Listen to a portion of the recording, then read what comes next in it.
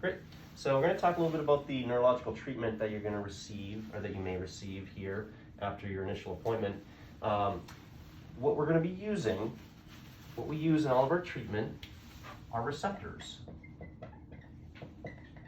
Receptors are a starting point to a nerve firing. And our brain is made up of billions of these little receptors in our body and in all these things. So what happens is, if you look at our brain and we break it up into different regions, and we pretend we're not the worst artist in the world, then we pretend this is a brain, and this is kind of this architecture of it a little bit. And in all these areas of the brain, each area has its specific receptors. This is different than this. This is different than this. These are different. These are different. So all these little receptors, right? These little receptors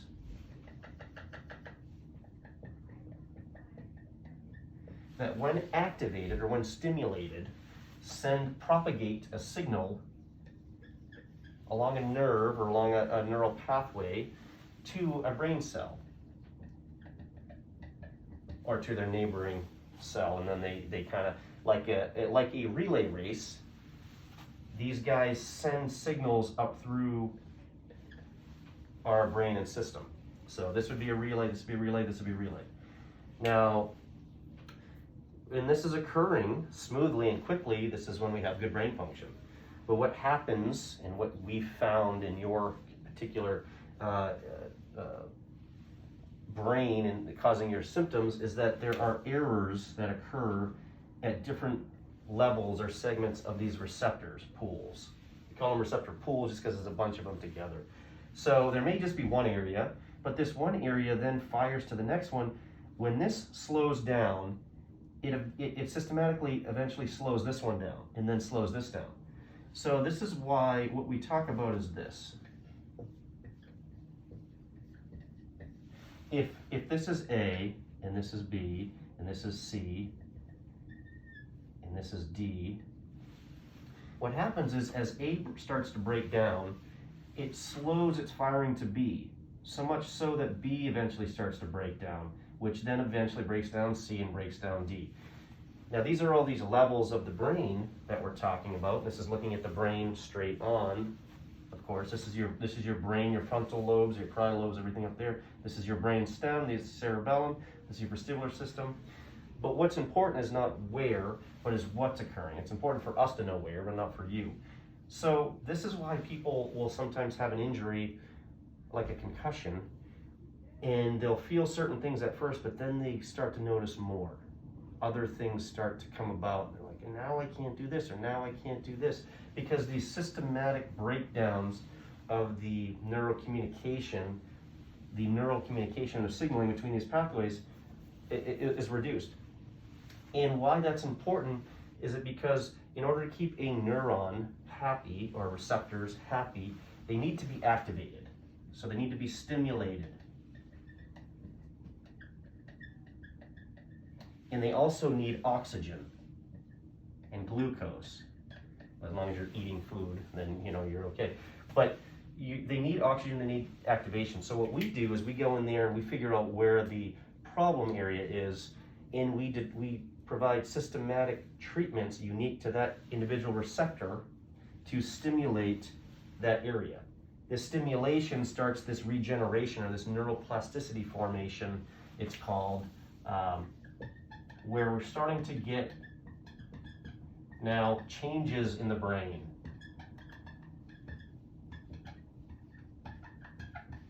Or we could say changes in the connections,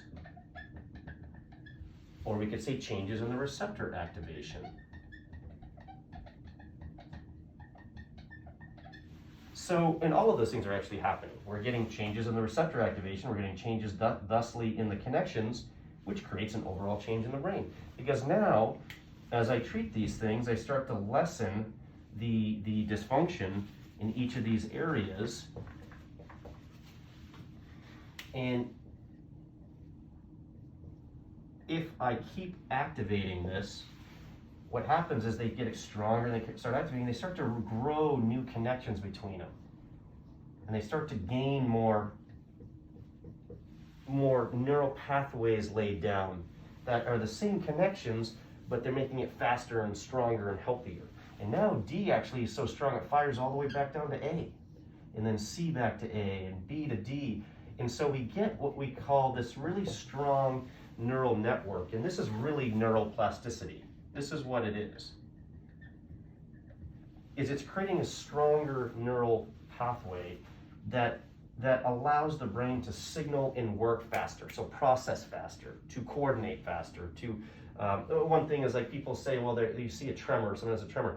That's actually the brain slower because it's not coordinating the muscles that coordinate the hand stability fast enough. So that the breakdown, we can't control the coordination, that starts to break down. So it seems faster, but it's actually the opposite. The same thing with a lot of things. You can't, your brain, you're not processing things fast. You can't handle busy environments. You can't handle overstimulations because you can't process fast enough. This has actually had been broken down to kind of how I drew it before. But when you come in, now what we're doing is we're going in and we're finding all the A's, the B's, the C's, and the D's in your brain, and we are then stimulating them appropriately using their specific receptors, using the tools that we have to activate these regions to make it stronger. So now you can process things really fast. Now you can handle light. Now you can handle sound. Now you can go to the mall, whatever it might be. But the key is in the specificity of the receptor. The specificity of the receptor is key. And so this receptor, although is cerebellum, and this one is too, right versus left versus right is different. So if I was to activate this receptor, I'm going to get a different response in the brain than this one. Even though they're in the same parts of the brain, or the same levels of the brain in the same organ, they're different. So the specificity, the uniqueness of this treatment is the key. And that's where we differentiate ourselves from a lot of people, is that we're specific and unique to these areas. We can locate, we can triangulate where these specific areas are, and we develop the treatment plans because of that.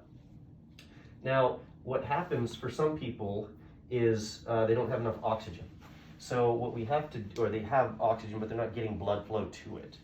Or sometimes they don't have enough oxygen, sometimes they're not breathing well. If we actually look at the skeleton, you'll see that for a lot of my neuro patients, what I start with is I start with oxygen, I start with rib adjustments. And we create, what we're doing is we're creating greater range of motion of your rib cage so that your lungs can expand greater, so that you can have more oxygen diffused into your blood. And if that happens, then you're gonna potentially generate better activity in the brain. But we also have to have a system that pushes the blood to the brain. And so that's called our autonomic nervous system, and that stuff is called the tilt table that you do. So you do the tilt table in those types of activities to help restore the brain's control of pushing the blood where it needs to go. Because if I want to throw a ball with my right arm, I have to be able to stimulate blood flow to it. My brain determines that.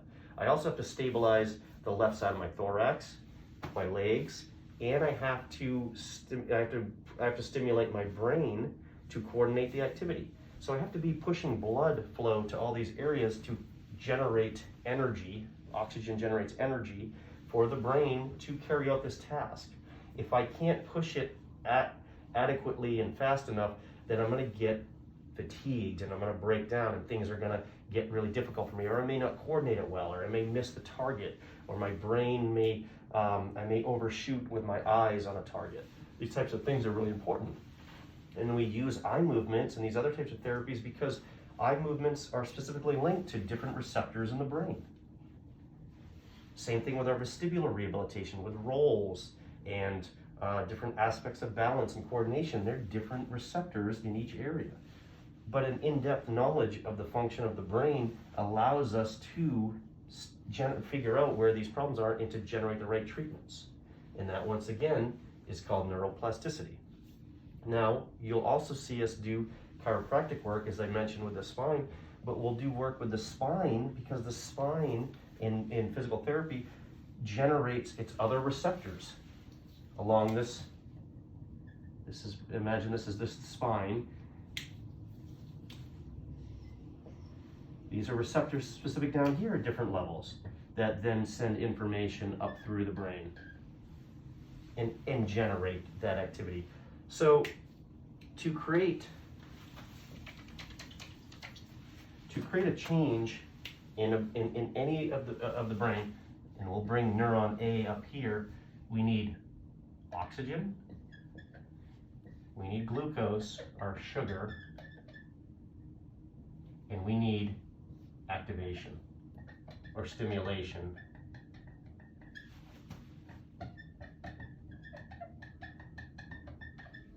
To the receptor pool. When we do that, we create a change in the brain. We create more genetic expression within the cell. We create more protein production, and now this thing can not only heal itself, but now it can get stronger and connect with its neighbors.